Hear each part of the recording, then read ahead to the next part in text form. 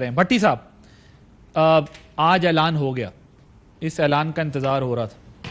آپ کے خیال میں کیا ہونے جا رہا ہے اگلے 2-3 دن؟ پہلی بات تو یہ کہ عمران خان صاحب کے 2-3 جو آپ نے پوائنٹ آؤٹ کیا بہت اچھی بات ہے۔ ایک انہوں نے آج فائنلی کہا کہ فوج نیوٹرل رہے، اگر وہ نیوٹرل ہے تو نیوٹرل رہے، یہ اچھی بات ہے۔ اور یہ اب یہ علیحدہ کہ پہلے بھی وہ آرمی چیف اور ان کے بارے میں یہی اظہار کرتے تھے کہ اچھی بات ہے کہ وہ نیوٹرل ہیں، ڈیموکریٹ ہیں، ڈیموکریسی پہ یقین رکھتے ہیں۔ درمیان میں ان کا سٹینس یار وہ اینگر تھا، غصہ تھا، وہ جو ایک ان کا ایک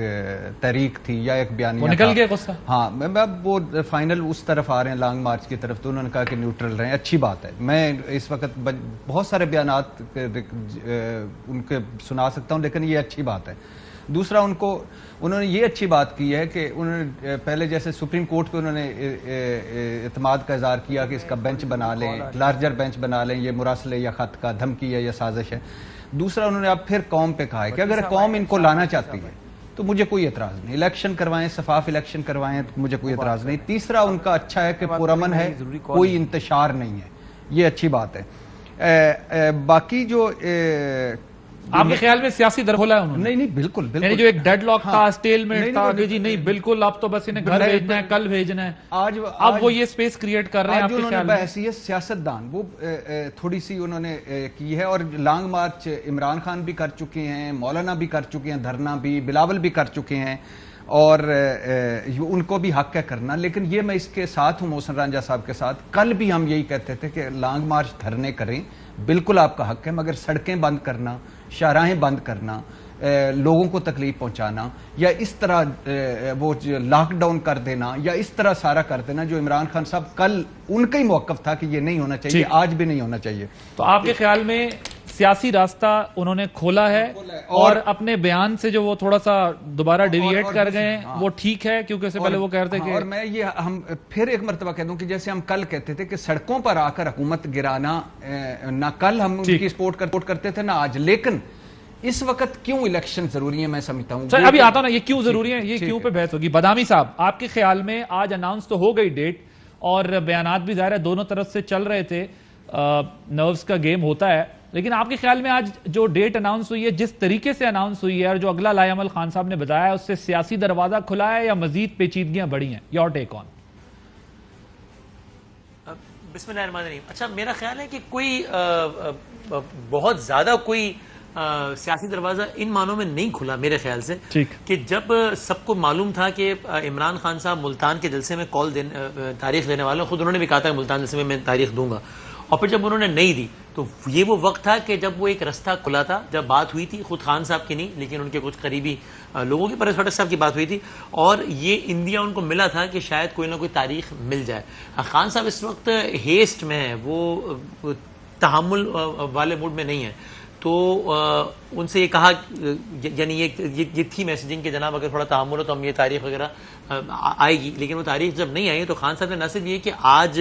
اپنی تاریخ دے دی ہے، بلکہ اس تاریخ میں بھی آپ دیکھیں کہ انہوں نے زیادہ کوئی لیت و لال سے کام نہیں لیا، کوئی زیادہ ڈیلے نہیں کیا۔ انہوں نے یہ تو کہا تھا کہ مئی کی تاریخ دوں گا، لیکن مثال کے طور پہ وہ 29-30 کی بھی تاریخ دے سکتے تھے۔ خود ان کے اپنے بھی قریبی کوئی ساتھیوں کا خیال تھا کہ ایسا ہی ہوگا تاکہ کچھ دن ملیں، شاید ان کچھ دنوں کے درمیان کوئی بریک تھرو ہو جائے۔ تو اس کا مطلب یہ کہ خان اس ساری ڈیولپمنٹ سے میں تجزیہ کرتا ہوں کہ خان صاحب کی طرف سے میسج بڑا کلیئر ہے کہ بھائی مجھے یہ ڈیٹ مجھے چاہیے الیکشن کی، اور ود ان آورس چاہیے، ود ان ڈیز چاہیے، اور اس سے کم پہ میں کسی بھی کچھ کرنے کو تیار نہیں ہوں۔ وہ یہ کہہ تو پہلے دن سے رہے ہیں، لیکن وہ اپنے ایکشن سے بھی پروو کر رہے ہیں، ورنہ وہ تھوڑا تعامل سے کام لیتے ہیں، تھوڑی تاریخ آگے کی دے دیتے ہیں۔ تو اب مجھے لگتا ہے کہ آج کی تاریخ میں یہ نہیں ہے کہ سیاسی دروازہ بہت کھل کے، اب بس اعصاب کا گیم ہے، جس طرح آپ نے بھی کہا، اور اب اس میں دیکھنا ہے کہ اگلے کچھ دنوں میں کیا گورنمنٹ کوئی الیکشن کی ڈیٹ دیتی ہے، بہت سارے عوامل کی بنیاد پر وہ ڈیسائیڈ ہوگا۔ یہاں سے اگر گورنمنٹ کو الیکشن کی ڈیٹ دیتی ہے تو ظاہر ہے اب کسی بھی لمحے یہ اعلان ہو جائے،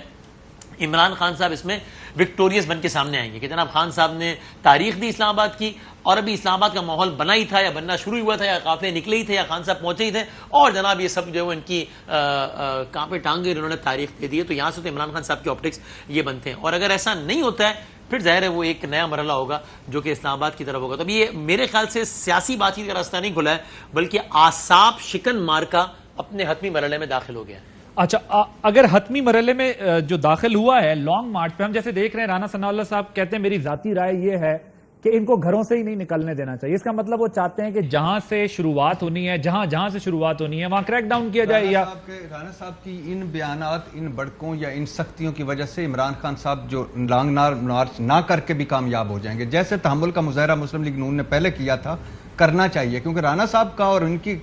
بلیو ہے کہ دھرنے یا لانگ مارچ یا احتجاج یا جلسے یہ جمہوری حق ہے, سیاسی پارٹی کا حق ہے. ان کو اب تھوڑا سا ٹھنڈا کر کے کھانا چاہیے. بالکل یہ اس طرح کی بڑکیں کہ میں اسی جیل میں رہیں, 3 دن رہیں, سارا کچھ کریں اور پھر میں نکلنے نہیں دوں گا, نہیں, یہ نہیں کرنا چاہیے. ٹھیک, یہ مجھے بتائیں